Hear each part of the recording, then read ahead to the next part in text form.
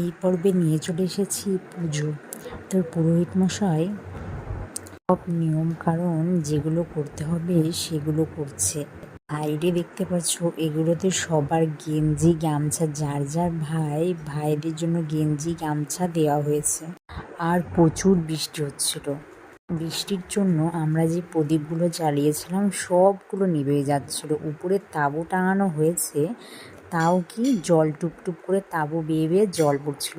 আর এদিকে এক উনানে খিচুড়ি রান্না হচ্ছে আর এক উনানে পায়েস রান্না হচ্ছে।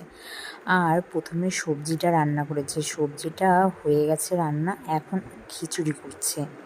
আর পুজো করতে করতে অনেকটাই রাত হয়ে গেছিলো, 12টা বেজে গেছিলো। মানে দেখো প্রদীপগুলো জ্বালানো আছে, কত সুন্দরই না লাগছে।